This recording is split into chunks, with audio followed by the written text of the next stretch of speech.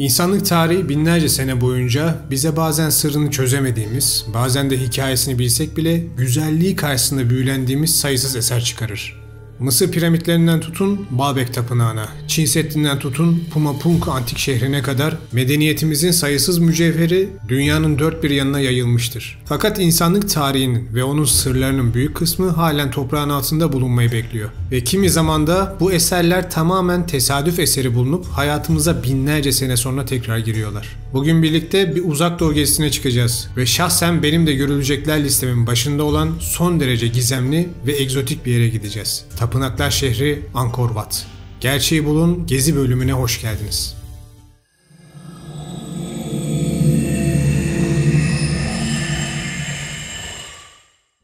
Kamboçya'nın Siem Reap şehrinin hemen yakınında insanlık tarihine ait bir mimari şaheser bulunmakta. Angkor Wat Tapınak Kompleksi.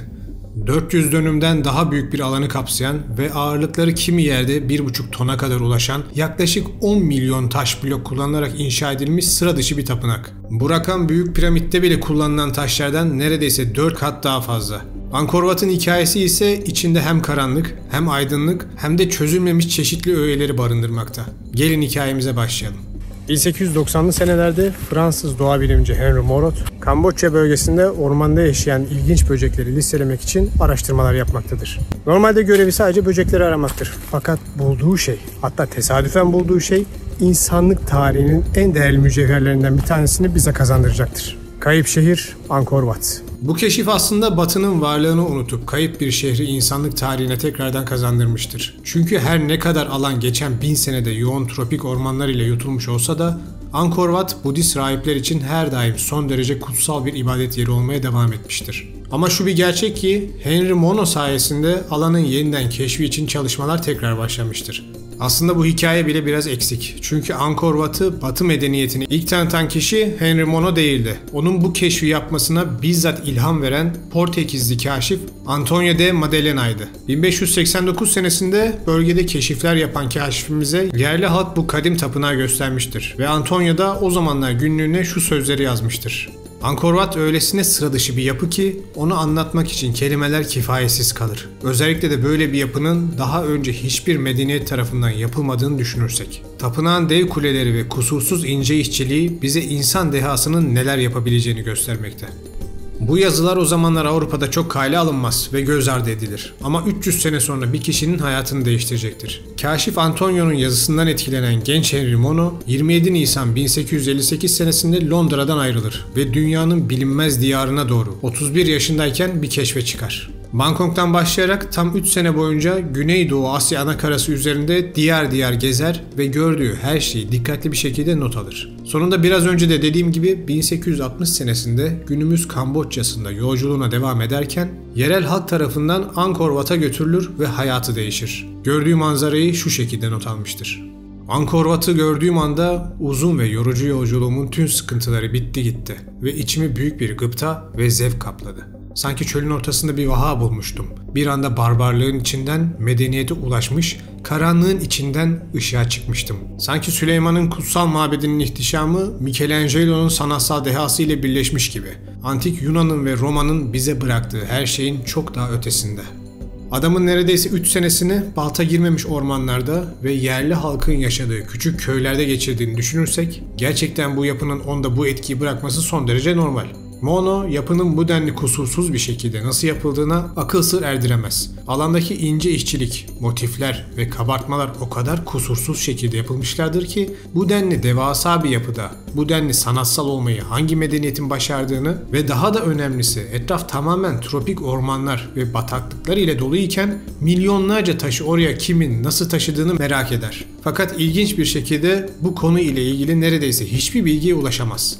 Yerli halk bile tapınağın ezelden beri orada olduğunu söylerler. Geçen aylar boyunca Mono, alanın tüm detaylarını hem çizimlerle hem notlarla kağıda döker. Mimari özelliklerinden tutun, alanın haritalandırılmasına kadar bütün detayları titizlikle not alır. Genç kaşif hayatını adadığı keşfini yaptıktan ne yazık ki sadece bir sene sonra bir böceğin ısırmasından ötürü ateşli bir hastalık geçirir ve hayatını kaybeder. Ama onun notları ve çizimleri sayesinde Batı medeniyetinin kaşifleri bir anda bölgeye hücum edip bu insanlık mirasının sırlarını çözmeye başlayacaklardır. 20. yüzyılın başlarında bölgeye gidip daha detaylı araştırmalar yapan arkeologlar alanı yoğun bitki örtüsünden temizledikçe daha çarpıcı detaylar bulmaya başlarlar. 400 hektarlık bu dev alanın sadece bir tapınak değil, bir yaşam alanı olduğu da ortaya çıkar. Ve daha şaşırtıcı şekilde alanın etrafını saran kusursuz dikdörtgen su havzasının da insan yapımı olduğu anlaşılır. Bu uzun kenarları 1,5 kilometre, kısa kenarları ise 1,2 kilometre olan,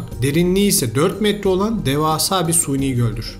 Daha önce yaptığım bazı videolarda antik kültürlerde suyun ne kadar kutsal olarak atfedildiğini size anlatmıştım. Angkor Wat'ta ve Hinduizm inancında da bu farklı değil. Angkor Wat'ın girişinde gördüğünüz bu geniş göl aslında tamamen suni olarak yapılmış bir kanal. Amaç merdivenlerde Hinduların tapınağa girmeden önce yıkanıp arınmalarını sağlamak. Dikkat ederseniz buna benzer suyla arınma ritüellerini Müslümanlarda abdest alırken, Hristiyanlarda vaftiz esnasında, paganlarda ayinleri öncesi nehre girerek yıkanmalarını sık sık görürüz. Su bu kültürler için hem gerçekten yaşamın kaynağıydı hem de kutsal bir aracıydı. Böylesine devasa bir yapının nasıl yapıldığı o zamanların arkeologlarını da şaşırtır. Ama daha sonraki yıllarda yapılacak keşiflerin nedenli sıra dışı olduğunu bilselerdi eminim akılları başlarından giderdi. O konuya birazdan geleceğiz. Birbiriyle bağlantılı dev salonlar, koca yapıyı ayakta tutan dev sütunlar ve gerçekten tapınağın her zerresine kusursuz bir şekilde eklenmiş Hindu mitolojisinden esinlenmiş motifler. Mesela bu gördüğünüz 200 metre uzunluğunda işlenmiş kabartmalar gibi. Hinduizm inancında da Müslümanlığa benzer şekilde cennet, cehennem gibi kavramlar mevcut. Şu an arkamda gördüğünüz bu duvarda bu hikaye detaylıca anlatılmış. Ben de size birazdan detaylarını vereceğim. Ama Hinduların inancına göre cennet, cehennem Müslümanların inandığı gibi sürekli kalacağımız yerler olarak anlatılmaz. Daha ziyade bu hayatta yaptığınız iyilikler size öbür hayatınızda reenkarne olduğunuzda cehennemi yaşatabilir ya da sizi cennetsel bir hayata götürebilir. Yani karma felsefesine inanırlar. O cehenneme atılmış olsanız bile orada yapacağınız iyilikler sizin tekrar cennet gibi bir hayata gitmenize de vesile olabilirler. Kısaca yaşam her daim iyi ve kötü döngüler arasında reenkarne olup süre gelmektedir. Ta ki siz bu döngüyü kırıp Nirvana'ya ulaşana kadar. Bu gördüğünüz figür cehennemde çalışan bir kötü iblis. Görevi de daha önceki hayatında zulmetmiş insanlara aynı zulümleri tekrarlatmak. Mesela burada gördüğünüz insanların ağızlarında ve burunlarında dikkat ederseniz bir şeyler bağlı. Eğer ki siz bir önceki hayatınızda ineğinize, atınıza, burnuna hızma geçirip onu acı vererek bir yerden bir yere çekiyorsanız aynı şekilde cehennemde sizi cezalandıracak demektir. Burnunuza ve ağzınıza hızma bağlanarak. Burada da dünyada ölümünüzden sonra yargılandığınızda eğer günahkarsanız cehenneme atıldığınız an resmedilmiş.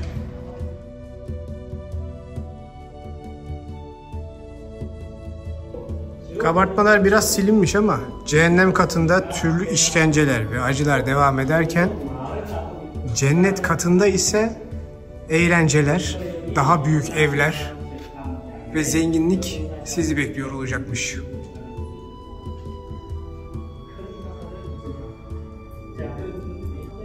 Tabii orada da azıtıp yine kötü işler yaparsanız cezanızı çekmek için bir sonraki döngüde de yani bir sonraki reenkarnasyonunuzda da tekrardan cehenneme atılıyorsunuz. Daha doğrusu cehennem gibi bir hayata atılıyorsunuz. Tabii 20. yüzyılda bölge onlarca arkeolog ve tarihçinin akınına uğrayıp popüler hale geldiği için bu gizemli yerin tarihi hakkında da bazı bilgiler gün yüzüne çıkmaya başlar. 13. yüzyıldan kalma Çinli bir diplomatın bölgeye yaptığı bir gezinin notları sayesinde ve hükümetin tarih arşivlerinden edinilen bazı bilgilere göre karşımıza Angkor Wat'ın hikayesinin bir bölümü çıkmış durumda. İnsanların bilimin ve inanç felsefesinin ışığında birleştiğinde neler yapabileceklerinin ve ne yazık ki onu terk ettiklerinde de neyin olacağının dramatik tarihi. Milattan sonra 780'li yıllarda Kimer İmparatorluğu'nun ilk kralı olan 2. Jayavarman, bölgede dağınık halde bulunan krallıkları tek bir çatı altında birleştirmeyi başarır ve günümüz Kamboçya'sından Vietnam'ına kadar uzanan engin alanı yöneten büyük imparatorluğunu kurar. Ve bu imparatorluğun başkenti olarak da Angkor bölgesinin inşasına başlar. Kralın neden görece daha uygun yerler varken ormanların ve bataklık alanların ortasındaki bu yeri tercih ettiğini kimse bilmiyor. Aslına bakarsanız bölgenin Kimer İmparatorluğu'ndan önceki dönemindeki tarihi, hatta o imparatorluk dönemindeki tarihi hakkında da çok bilgimiz yok. Mesela size demin verdiğim bilginin kaynağı Sdok Koh Tom Tapınağı'nda bulunan 340 satırlık bir yazıt. Yani bilgiler cidden parça parça dağılmış ya da kaybolmuş halde. O sebepten net olarak adam şu sebepten Angkor bölgesine gitti, şu şekilde orayı inşa etti diyemiyoruz. Bu bilgiye ulaşmayı şahsen çok isterdim çünkü birazdan bölgeyle ilgili daha gizemli konulara girdiğimizde nedenini anlayacaksınız. Büyük dedesinden 350 sene sonra yönetime geçen Kral 2. Suryavarman, Hindu tanrısı Vishnu'ya adayacağı büyük bir anıtın yapım emrini verir. Videomuzun da konusu olan Angkor Wat'ın inşası bildiğimiz kadarıyla bu şekilde başlamıştır. Koyu bir Hindu inancına sahip olan Kral 2. Suryavarman, tanrılarını onurlandırmak için büyük bir tapınak yapmaya karar verir ve adına Kutsal Tapınak dediği Angkor Wat'ın inşasına başlar.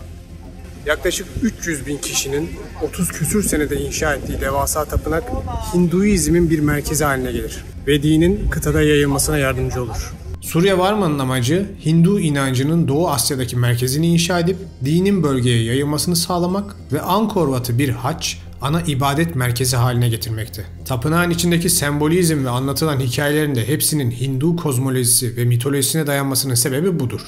Tapınağın en dış ve en büyük bölümünün her cephesinde çeşitli hikayeler anlatılmakta. Hinduizm motifli hikayeler. Burada da meşhur Ramayana destanı var.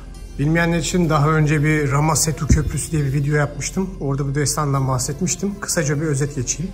Shiva'nın bir enkarnasyonu olan Rama'nın karısı Sita'yı Ravana isimli düşmanı kaçırır ve Lanka şehrini hapseder. Rama da onu kurtarmak için Hanuman'dan yardım ister. Hanuman o zamanlarda yarı maymun, yarı insanımsı olan bir ırkı temsil ediyor. Hanuman da onların lideri. Bazı teorilere göre etimolojide Hanuman'ın human kelimesinin kökeni olduğunu iddia edenler var. Rama'ya Rama Setu Köprüsü'nü yapmakta yardım ediyorlar ve nihayetinde Rama da karısı Sita'yı Ravana'dan kurtarıp mutlu mesut hayatına devam ediyor. Bu olaydan sonra da Rama, Hanuman ve ırkına özgürlük veriyor ve onların statüsünü yükseltiyor. Hanuman da tanrısallaştırılıyor. İşte kimilerine göre de insanlık ırkının tanrılardan özgür kaldığı ve kutsandığı an bu anmış. Angkor Wat temelde 3 bölgeyi temsil edecek şekilde yapılmış. En altta daha demin size gösterdiğim büyük kare cehennemi temsil ediyor ve orada neredeyse hiç rüzgar esmiyor. Şimdi gireceğimiz ikinci yer ise dünya. Bir sonraki gireceğimiz yer ise cennet. Cenneti nasıl tasarladılar bilmiyorum ama püfür püfür rüzgar esiyor. Angkor Wat bölgesindeki restorasyon çalışmaları 20. yüzyılda da hızla sürerken biraz önce de bahsettiğim gibi 13. yüzyılda Çinli bir diplomatın görev için bölgede kaldığı bir senelik kayıtlar ortaya çıkar. Fakat küçük bir sorun vardır. Çinli diplomat bölgeyi o güne kadar gördüğü en büyük ve en kalabalık metropol olarak tanımlamış ve kanallar ağı ile örülü devasa bir ticaret şehrinden bahsetmişti. Tamam, Angkor Wat büyük bir alan olabilir ama adamın dediği kadar devasa bir şehir değildi. Bu sebepten restorasyon ile ilgilenen Fransızlar bu notları pek de dikkate almamaya karar verirler. Halbuki Çinli diplomatın haklılığı takip eden yıllarda özellikle de lidar teknolojisinin bulunması ile kendini kanıtlayacak ve Angkor Wat'ın da parçası olarak bulunduğu alanın insanlık için nedenli devasa bir miras olduğunu bize gösterecekti. 2012 senesinde Avustralyalı arkeologlar Roland Fletcher ve Damien Evans lidar teknolojisini kullanarak bölgeyi havadan taramaya karar verirler ve tüm bilim dünyası gördükleri karşısında şok olur. Angkor Wat'ın aslında akıl almaz büyüklükte bir metropol alanının sadece görece küçük bir parçası olduğu anlaşılır. Zamanında arkeologların birbiriyle alakasız sandıkları bölgede bulunan Bayon Tapınağı, Ta Prohm Tapınağı gibi alanlarında aslında bu devasa şehrin merkez noktalarından bazıları olduğu anlaşıldı. Hatta bu merkezin kalbinde de Bayon Tapınağı vardı.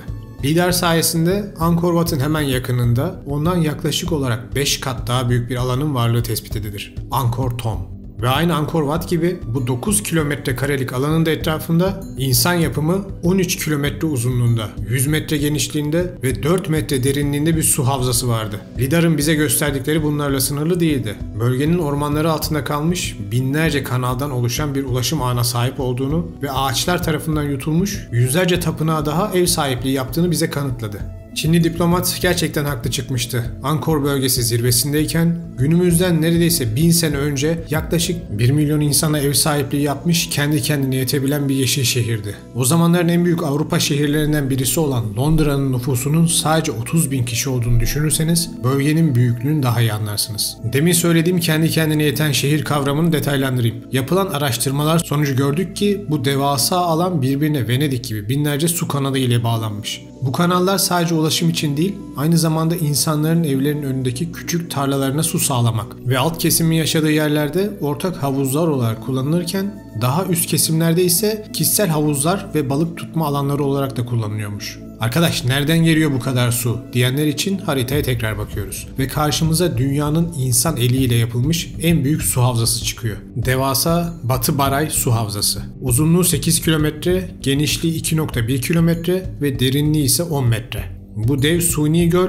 bu kadim şehrin su ihtiyacını karşılamak için 53 milyon metreküp suyu bünyesinde tutacak şekilde tasarlanmış. Ve şehri besleyen tek su havzası da bu değil. Uydu görüntülerine baktığımızda 3 kilometre uzunluğunda bir suni göl daha görüyoruz. Ortasında da yine insan yapımı bir adada bulunan Neak Puan Hastanesi'ni görmektesiniz. Hemen altında da yine devasa Doğu Baray Suni Gölü'nün kalıntıları bulunmakta. Kısaca bütün Angkor Wat şehir alanının şu anki bildiğimiz kadarıyla olan halinin toplamda neredeyse 1000 kilometre karelik bir şehir olduğunu tespit ettik. Günümüzde yapılaşmış İstanbul'un bile 1800 kilometre kare kadar bir alan kapladığını düşünürseniz bazı şeyler sanırım kafanızda daha net canlanır. Yani insanlık tarihinde sanayi devrimi öncesine kadar yapılmış en büyük şehir. Şimdi hepimizin aklında aynı soru var. Bu kadar büyük bir şehir, bu kadar detaylı bir şekilde o zamanların teknolojisiyle nasıl yapılmış olabilir? Ama durun, sizi öyle hemen bırakmayacağım. Daha bu büyük şehrin bilmediğiniz sıra dışı bazı özellikleri var. Onlara da değinmek istiyorum.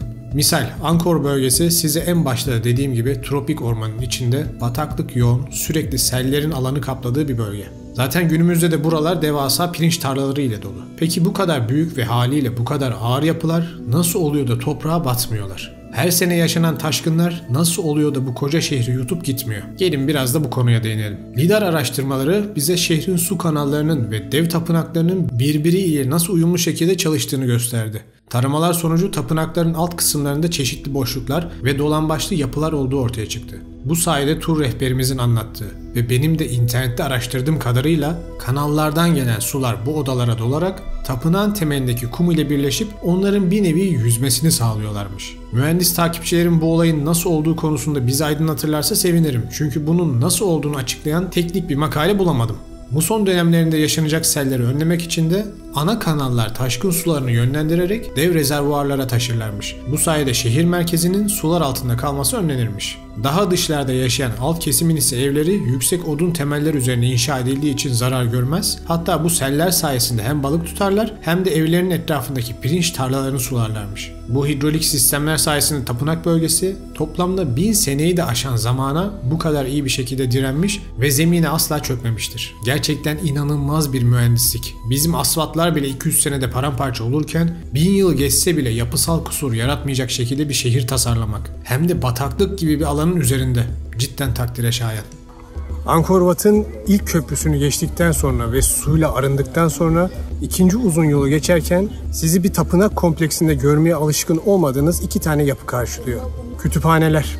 Bunun sebebi Kral 2. Surya Varman'ın bilgiye de ve bilime de aşırı derecede önem vermesiydi. Onun düşüncesine göre ilk başta su sizi kutsal bir alana girmek için hazırlıyordu. İkinci köprüde ise bu kütüphanelere girerek hem Hinduizm inancına dair bilgiler öğreniyordunuz hem de isterseniz diğer beşeri ilimlere ait bilgiler de öğreniyordunuz. Gördüğünüz bu taşlar özel bir bileşim ve normalde biliyorsunuz bir tapınak ya da tarihi alanda figürlere, motiflere insanlar elledikçe doğal olarak bir aşınma meydana gelirken Angkor Wat'ta kullanılan malzeme insanlar dokundukça aşınmak yerine kendi kendine cilalayıp daha parlak bir hale gelmekte. Burada gördüğünüz renk farkının da sebebi işte bu. İnsanlar bu motiflere kutsal diye dokundukça taş cilalanmış gibi daha da parlamaya başlıyor. Gerçekten son derece ince düşünülmüş bir detay. Cennete gitmek için bu gördüğünüz basamakları tırmanmanız lazım. Şu an turistler için tabii modern tahtadan bir basamak yapılmış. Ama normalde altında çok daracık taştan oluşan ve dik bir basamak sistemi varmış. Bunun da amacı insanların oraya sürüne sürüne çıkmalarını sağlamakmış.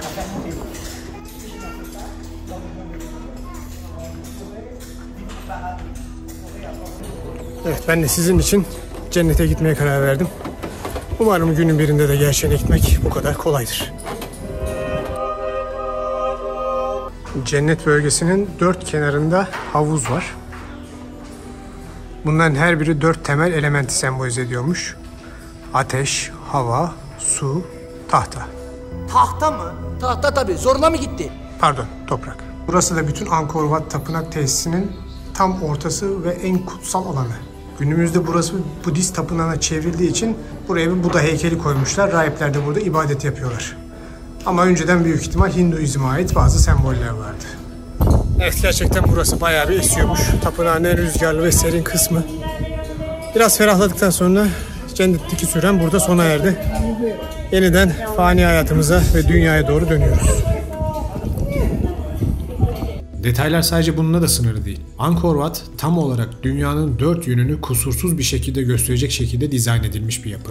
Hatta bunun testini de bu merkez alandaki taşlarda yapabiliyorsunuz.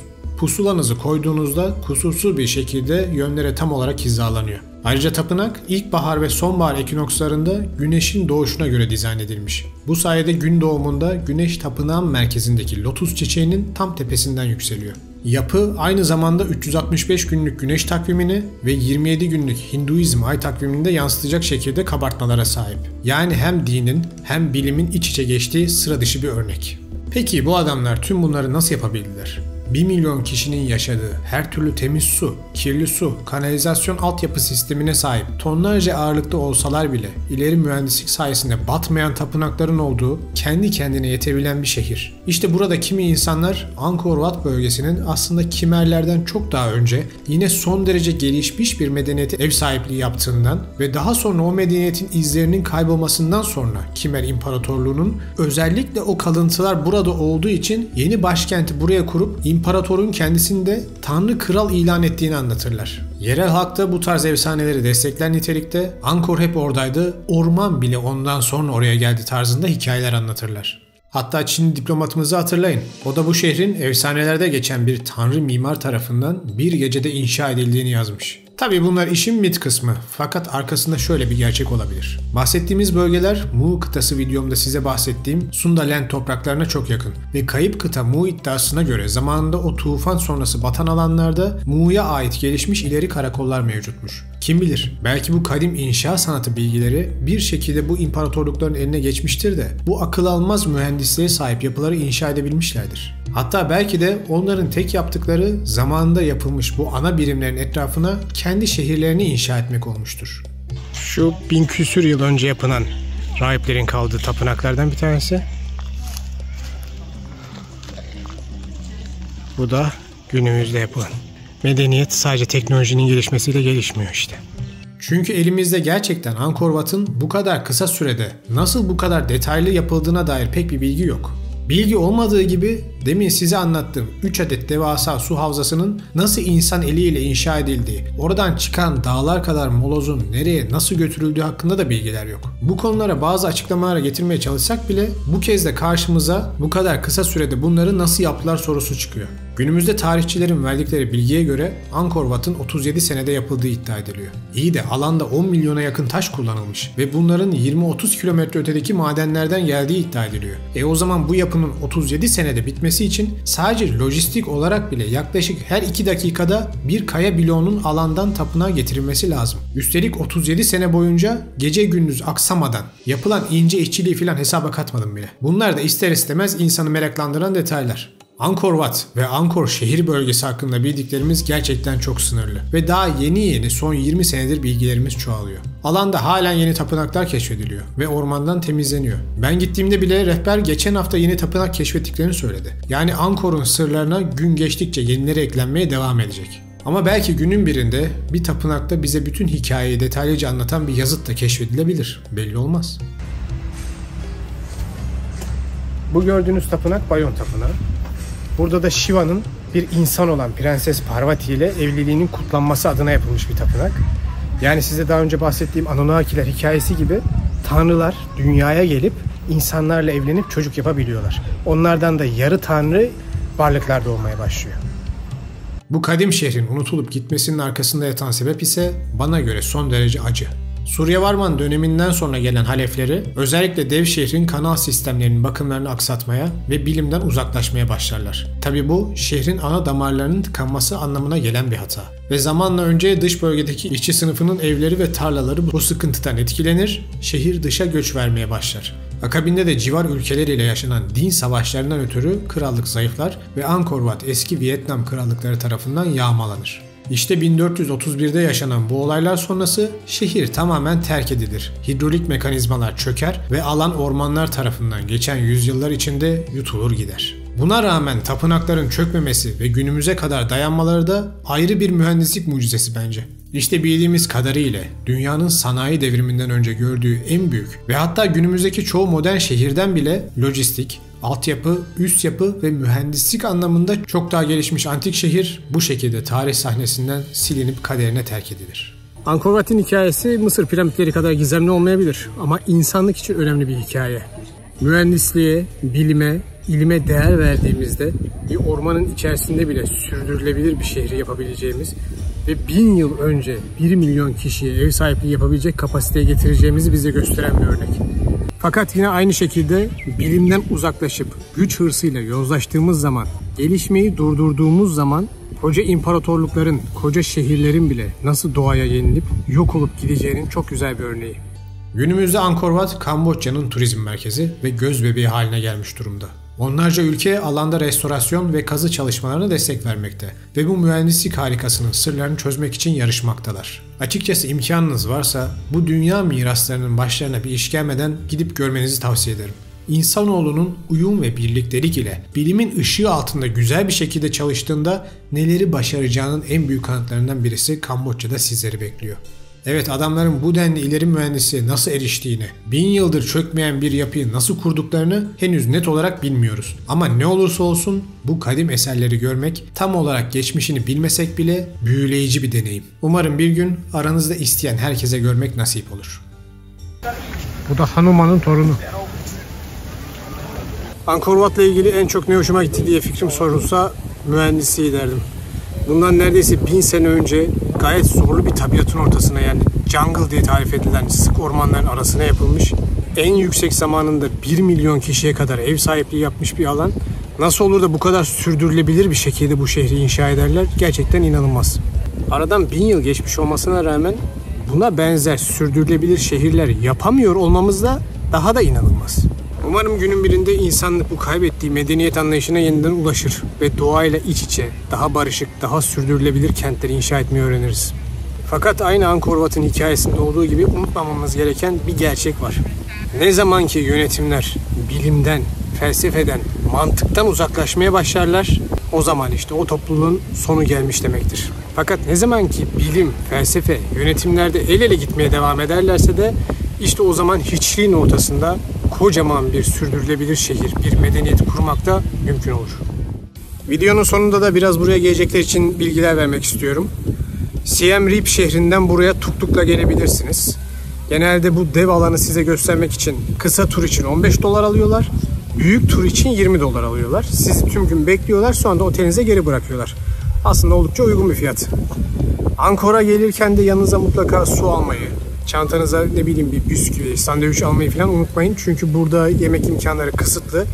Biraz da yerel mutfak zorlayıcı olabilir. Enerjiniz tükenmesin ve sıcaktan da çarpılmayın. Gelmeyi düşünen kadın takipçilerim mutlaka yanlarında uzun bir şal gibi bir şey giysinler. Kısa şortlarla giriş yapmanıza bazı yerlerde izin verilmiyor çünkü. Ayrıca bu bölgenizi kapatacak da bir şal almanız lazım. Omuzlar açık, yine kabul edilmiyorsunuz. Burada yürüdükten sonra bayağı bir sırılsıklam oluyorsunuz. Hava da sıcak. Yanınıza bir fular falan almayı unutmayın. Çünkü tuktukla dönerken o rüzgarı yiyince %100 hasta olursunuz. Ona da dikkat edin. Bu benim bu şekilde yaptığım ilk videomdu. Size biraz gezerek, biraz belgesel tadında anlatmaya çalıştım. 2024'te bu tarz içerikleri daha da arttıracağım. Umarım hoşunuza gitmiştir. Ben de bundan ders çıkarıp gitgide kaliteyi de arttırmaya devam ederim. Bir sonraki videoda görüşene kadar kendinize iyi bakın.